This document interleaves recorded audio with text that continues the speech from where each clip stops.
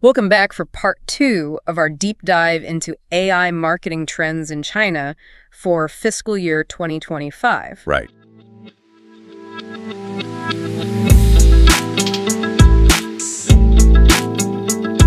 So last time, we talked about some pretty amazing stuff, Yeah. like generative AI and how it can create, custom ads on the fly, Right. AI-powered video shopping, virtual influencers. It's wild. It's like we're peeking into the future of marketing. It is, it's remarkable, the pace of innovation that's happening in China. Yeah. I mean, it really is a hotbed for AI marketing advancements. It really is. Yeah. But, with all this incredible potential comes some complexities that we need to consider. Of course. So in this episode, we're going to explore those challenges, Okay. ethical considerations, and even make some bold predictions for where this is all heading. I'm ready. I'm curious to hear your take on this. Yeah. Did you know that China's got these strict new data privacy laws Oh, yeah. that are like creating a whole new set of hurdles for global brands? It's a new era for data privacy in China, like the Personal Information Protection Law, or PIPL. Yeah. That's a big deal. PIPL. It sets a much higher bar for how companies can collect and use consumer data. I've heard it compared to GDPR on steroids. Well, that's A good analogy. an accurate assessment. PIPL requires companies to get explicit consent before they collect any personal data. Okay. And they have to be totally transparent about how they plan to use it. Wow. That's a major shift for China. Historically, they've had more relaxed data regulations. Right. So this is a big change. It's a huge deal, especially for, global brands who might be used to operating with a little bit more freedom. Sure. How are companies adapting to these stricter rules Well, when it comes to, personalized marketing? Yeah. Isn't that going to be a minefield to navigate? it is a challenge, but some companies are finding ways around it. Okay. Like Alibaba, for instance. Mm-hmm. They're investing a lot in AI tools that can anonymize data. Oh, wow. Yeah, it's interesting. Using techniques like differential privacy. Differential privacy. Yeah. What's that? Never heard of that. Basically, it's a way of adding noise to data Okay, to make it harder to identify individual users. got it. But you can still preserve the overall trends and patterns, Yeah. that are useful for things like personalized recommendations. So it's like blurring faces in a photo. Exactly. Okay. You could still get a sense of the scene, but you're not revealing anyone's identity. That's actually a really good analogy. I like Yeah, that. that's clever. But wouldn't that be a pretty costly endeavor for companies to implement? It does require a significant investment Right. in technology and expertise, Okay. which then raises the question Yeah. of smaller businesses trying to enter the Chinese market. Right. Can they compete? Yeah. Are they even able to play on this playing field? It can be a barrier to entry. Right. Yeah, if you don't have either deep pockets Mhm. or a really innovative, disruptive approach. Right. It's a new landscape. So data privacy, that's hurdle number 1. Yeah. But let's say a company manages to, ethically and in compliance with PIPL collect data. Right. There's another challenge lurking out there, Okay. which is this idea of algorithm fatigue. Oh, yeah? Have you ever felt that? Algorithm fatigue. Yeah, like you're constantly being followed by these targeted ads online. Yeah, it's that feeling of being overwhelmed by hyper-personalized recommendations. Yes. Like the algorithm knows you too well. It's like they're reading my mind, Yeah. and it's creepy. Yeah, and I imagine that in a market like China, which is so digitally advanced, Yeah. where AI is so integrated into everyday life, Right. that feeling could be amplified. For sure. Yeah. I would imagine so. So Is there evidence that that's happening? there is quite a bit of research on this. Really? Studies show that a significant percentage, Wow. particularly among Gen Z, Okay. feel overwhelmed by the constant barrage of targeted recommendations. Interesting. Yeah, they crave authenticity and connection. Right. And sometimes those overly precise ads Mm-hmm. can feel intrusive and impersonal. So what does that mean for brands? Right. Do they have to throw personalization out the window? Well, not necessarily, Okay. but it needs to be approached Okay. with more nuance and sensitivity. Right. It's about finding that sweet spot Okay. between AI-driven personalization and genuine human connection. So using AI to understand your audience's needs and desires is good. Sure. But Okay. delivering that in a way that feels authentic and helpful, not intrusive. Exactly. Got it. It's key. It's like, I don't mind a gentle nudge in the right direction, Yeah. but I don't want to feel like I'm constantly being Right. watched and analyzed. Consumers are savvier than ever. Yeah. They can spot, Especially younger generations. especially younger generations, Okay. yeah, they can spot a forced or overly calculated marketing message a mile away. Okay, so we've got data privacy and algorithm fatigue, Right. both pretty big challenges on their own. They are. But there's another factor that makes the Chinese AI marketing landscape Yes. particularly complex, the role of these tech giants. Like Absolutely. Tencent with WeChat, Huge. Alibaba with its massive e-commerce ecosystem. Yeah, they have an incredible amount of influence. Right. Yeah. I mean, WeChat's like the everything app in China. It is. The everything app. It's like messaging, payments, shopping, social media. It's all in one place. It's wild. So how does that impact AI marketing I- specifically? It creates a situation where companies Yeah. are heavily reliant on these tech giants Okay. to reach a large audience in China. Mm-hmm. You almost certainly have to play within their ecosystems. Okay. And that can be challenging for global brands Yeah. who are used to more fragmented digital landscapes Right. where they have more control over their data and their reach. It's like trying to set up shop in this bustling marketplace, Yeah. but two vendors control all the foot traffic. Right. You've got to play by their rules or risk getting lost in the crowd. That's a great analogy. And is that even more difficult for smaller businesses? Yeah. Like, if they can't afford to partner with these tech behemoths, Yeah. how do they even get a foot in the door? It's a tough situation. Yeah. But even in this landscape Yeah. dominated by giants, there are still opportunities Okay. for those who are willing to be creative and resourceful. Okay. So, We'll dive into that a little bit later. yeah, we'll talk more about that later. Okay. So we've got these massive tech ecosystems. Data privacy regulations are changing the game, and consumers who are getting tired of feeling like they're constantly being tracked and targeted. It's a lot to consider, but what really fascinates me is how China's unique cultural landscape plays into all of this. You mentioned earlier that Chinese consumers have different expectations, right? Absolutely. Yeah. Chinese consumers are incredibly tech savvy and have a really high tolerance for innovation, especially when it comes to AI. They're early adopters and they expect brands to keep pace with the latest advancements. That makes sense. I mean, think about how quickly mobile payments caught on in China. It seems like they leapfrogged over entire technological generations that we're still grappling with in the West. Exactly. And this is especially true when it comes to the integration of AI into everyday life. Take, for example, the concept of super apps. Super apps. Okay, I'm intrigued. Tell me more. Platforms like WeChat, which you mentioned earlier, have evolved far beyond simple messaging apps. They've become these all-encompassing ecosystems that integrate everything from social media and shopping to payments, ride-hailing, and even government services. I use WeChat to chat with my friends in Beijing, but honestly, I feel like I'm just scratching the surface of what it can do. You and everyone else. That's the thing about super apps. They're constantly evolving and adding new features. This creates both challenges and opportunities for brands. Challenges. Well, for global brands accustomed to marketing across multiple specialized platforms, this can be a real adjustment. They need to adapt their strategies to fit within these all-encompassing ecosystems. So instead of creating separate campaigns for Facebook, Instagram, and Amazon, you've got to figure out how to do it all within one platform. That sounds incredibly challenging. How are brands even approaching that? Some are doing it really well. Nike, for example, has been incredibly successful with their WeChat campaigns. They've embraced the platform's features, creating interactive experiences that go beyond traditional advertising. They use gamification community building features and even leverage WeChat's mini program functionality to create unique brand experiences. So instead of just pushing product ads, they're actually creating experiences within the app that people want to engage with. Exactly. It's about meeting consumers where they are and understanding the unique dynamics of the platform.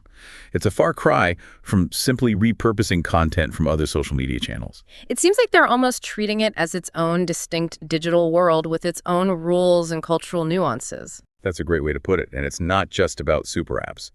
Chinese consumers also have high expectations for innovation when it comes to things like live streaming e-commerce. Oh yeah, live streaming shopping is huge in China. It's absolutely massive, and it's far more advanced than anything we see in the West. AI plays a huge role in powering these live stream shopping experiences. Imagine watching a live stream of your favorite influencer trying on clothes. And as they do, AI pops up with suggestions for similar items or accessories you might like. And you can just buy it right then and there, no need to go searching for the product later. Exactly. It's a seamless and incredibly engaging shopping experience, and it's all powered by AI working behind the scenes. That's amazing. No wonder those live streams are so popular.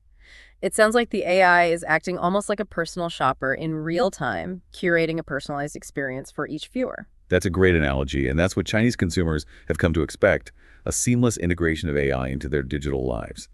It can't feel like an afterthought or a clunky add-on. It needs to be intuitive and enhance their experience. Right. So to succeed in the Chinese market, brands really need to embrace the power of AI, not just as a marketing tool, but as a way to create truly innovative and engaging experiences for consumers.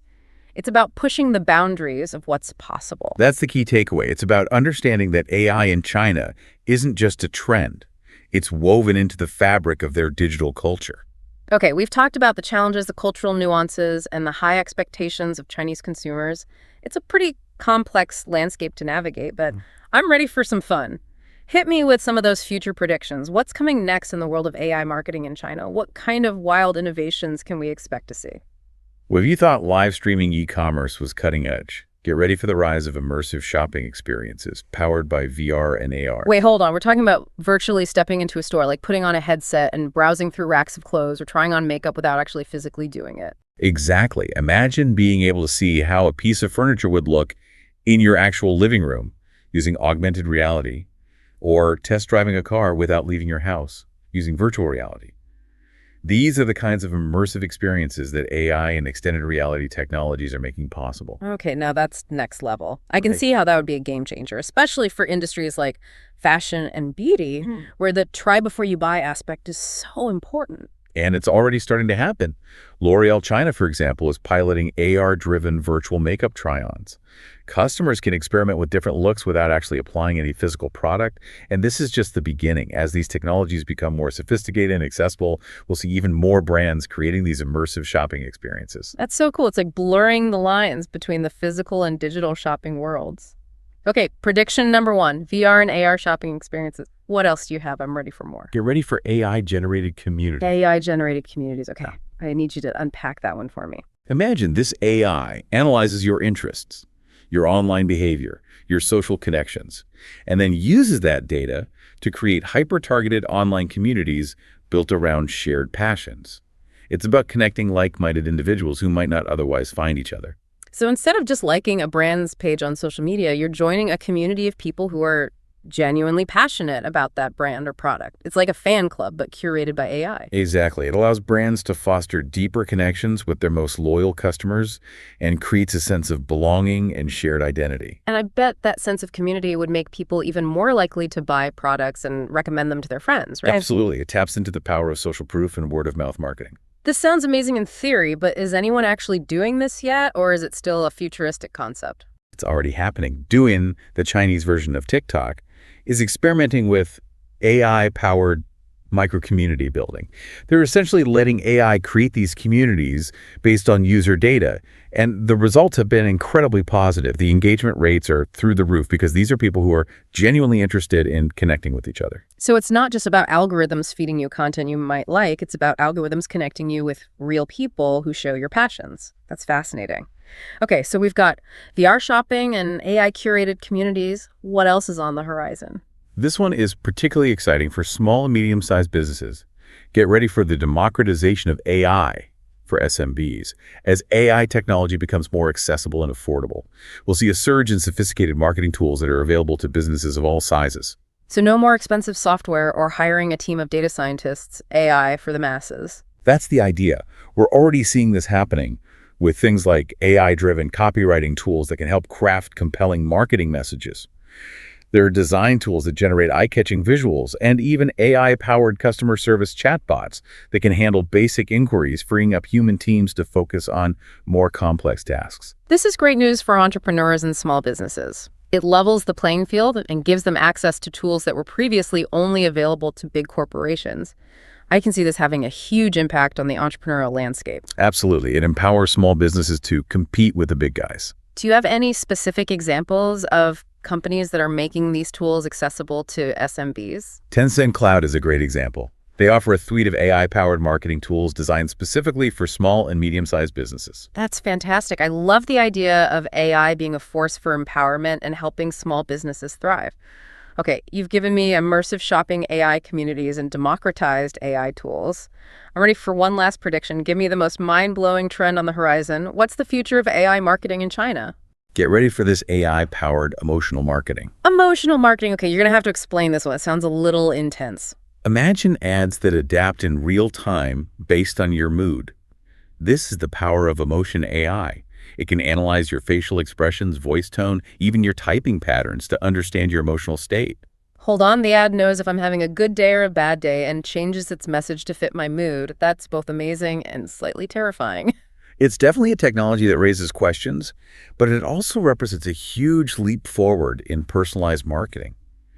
Imagine a world where ads aren't just targeted based on your demographics or browsing history, but on your actual emotions in that moment. That could be incredibly effective, but it also feels like a slippery slope.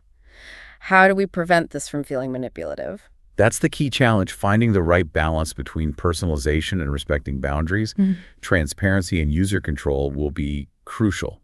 Consumers need to feel like they have a choice in how their data is being used and how these technologies are impacting their experiences.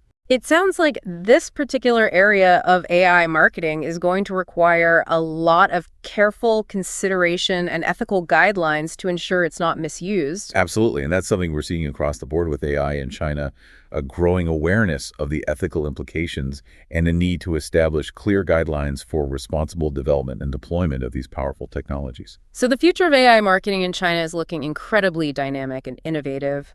We've got immersive shopping experiences, AI-generated communities, democratized tools, and emotion-driven ads. It's like stepping into a science fiction novel. But it's also clear that these advancements come with a responsibility to use this technology ethically and thoughtfully. That's exactly right. It's an exciting time, but it's also a time for thoughtful reflection and careful consideration. Okay, before we get too carried away by the possibilities of the future, let's take a step back and recap what we've learned today. We started by talking about some of those big challenges AI marketers are facing in China. Yeah, like those data privacy laws. Right, PIPL. Exactly. It just seems like companies are going to have to be a lot more mindful about how they collect and use data. Transparency is key. Yeah, and then there's that whole algorithm fatigue thing. Oh yeah, I think we've all been there. Like when you feel like you're being bombarded with ads that are like way too personalized. It's creepy. Yeah, it's like, how do they know that? Right. So it's a real balancing act for these brands. It is. Using AI, but not, freaking people out. Exactly, finding that sweet spot. And then, of course, there's those massive tech ecosystems. Oh yeah, those are unavoidable. Like Tencent and Alibaba. They really loom large over the whole landscape. So how do smaller brands even compete? Well, it takes creativity. Right. Thinking outside the box. And a lot of ingenuity. Definitely. But, we talked about how Chinese consumers are really embracing these AI advancements. They are.